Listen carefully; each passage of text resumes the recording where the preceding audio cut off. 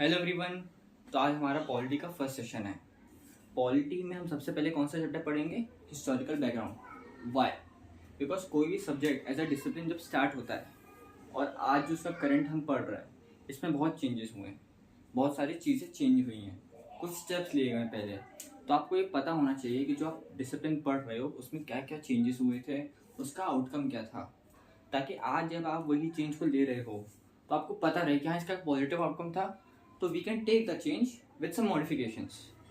और अगर उसका कुछ नेगेटिव आउटकम था तो जो गलतियाँ थी, मिस्टेक्स थी, हम उनको रिपीट ना करें।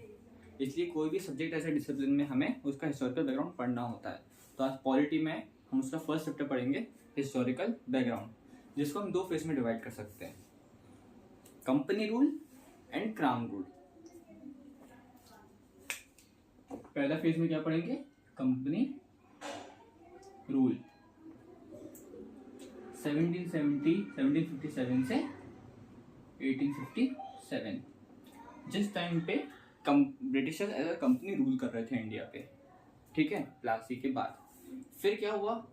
1857 का रिवोल्ट हुआ, एवरीबॉडी नोज दैट।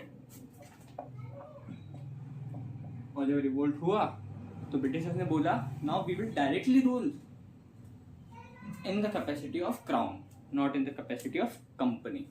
तो फिर स्टार्ट हो गया हमारा क्राउन रूल।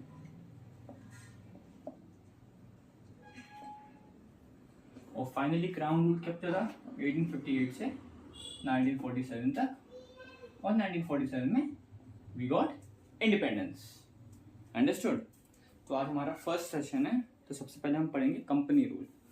कंपनी रूल में क्या हुआ ना कि जो हमारे क्राउन था उसने देखा यार कंपनी तो पॉलिटिकल रूल करने लग गई, ये तो बोला नहीं था, इनको तो बोलता बस वहाँ पे एडमिनिस्ट्रेशन करना है, ट्रेडिंग करना है।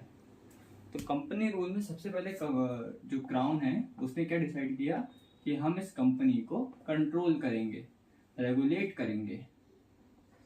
रेगुलेट करने का मतलब क्या होता है? कंट्रोल करना, एज यू नो। तो फर्स्ट एक्ट का नाम क्या होगा? Regulating act. Okay, regulating act कब आया होगा? जब प्लासी का युद्ध हुआ था 1757 में, and in 1764 battle of Buxar happened. After that, Britishers as a company got the ownership of Bengal, Bihar and Odisha. Then the main head was the Nawab, but who got the Diwani rights? The company. So Nawab plus company, two, double government. तो double government चल रही थी 1764 से लेकर 1773 तक। और finally जो पहला एक्ट आया वो 1773 में ही आया, जब सबसे पहले डुअल गवर्नमेंट को खत्म कर दिया गया, 1773। अब इस पूरे एक्ट का बेस क्या है? इस पूरे एक्ट का बेस तो ये कि हमें कंट्रोल करना है। हम कंट्रोल कैसे करेंगे? सेंट्रलाइजेशन से।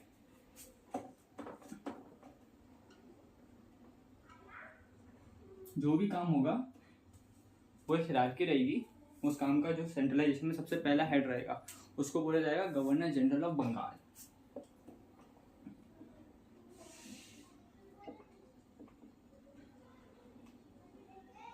इसको मेमोराइज करने का तरीका बताऊंगा, बस आपको ये समझना है। रेगुलेटिंग मतलब कंट्रोलिंग, कंट्रोलिंग करने के लिए क्या करना पड़ेगा? सेंट्रलाइजेशन करना पड़ेगा।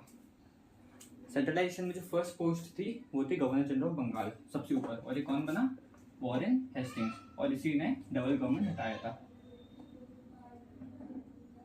अब आपको पता है पॉलिटी में लेजिस्लेचर, एग्जीक्यूटिव एंड जुडिशरी। तो वॉरेन हेस्टिंग जो होगा, ये लोग लॉज बनाएंगे, ये इनके पास लेजिस्लेशन होगा, एग्जीक्यूटिव होगा।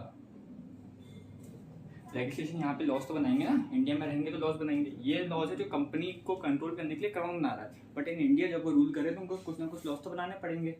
और एग्जीक्यूटिव में एक काउंसिल रहेगी, उस काउंसिल में कितने मेंबर्स होंगे? 1+4।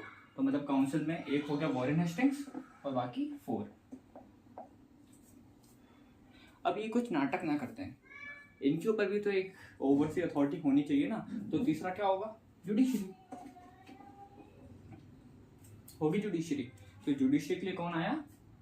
सुप्रीम कोर्ट 1773 में कलकत्ता में। हो गया कनेक्ट।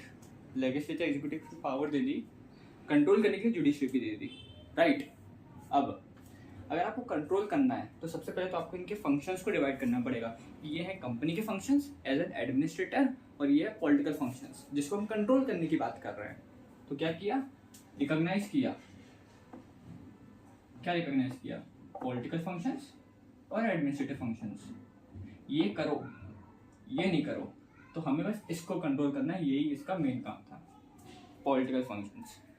ठीक है, अब यहाँ पे सेंट्रलाइजेशन होता है तो पावर आ रही है, मतलब किसी के पास से जा रही होगी।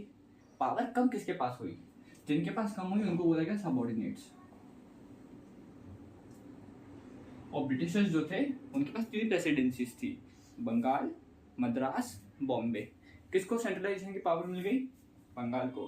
तो किससे हट गई, मद्रास, बॉम्बे।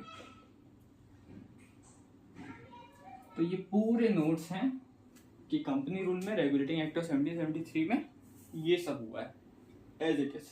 सेंट्रलाइजेशन हुआ, ये पोस्ट का नाम है, वॉरेन हेस्टिंग बना। लेजिस्लेटर है वो, एग्जीक्यूटिव में 1 वॉरेन हेस्टिंग प्लस 4 की वो दे दी, मेंबर्स दे दिए। इसको कंट्रोल करने के यूनिट जुडिशरी, तो judiciary supreme court of Calcutta, 1 chief justice plus 3 other जजेस। अब आप अगर इसको कंट्रोल करना चाहते हो तो उसके फंक्शंस को पहले आपको डाइवर्सिफाई करना पड़ेगा, बाइफर्केट करना पड़ेगा। तो ये एडमिनिस्ट्रेटिव फंक्शन तो करना ही है, ये है पॉलिटिकल फंक्शंस जिसको हम कंट्रोल करेंगे। और सेंट्रलाइजेशन में बंगाल की पावर बढ़ा दी, तो किसकी कम कर दी, मद्रास की और बॉम्बे की। So thank you for the session. Next session में हम इसका नेक्स्ट एक्ट पढ़ेंगे, जूनिंग एक्ट ऑफ 1781।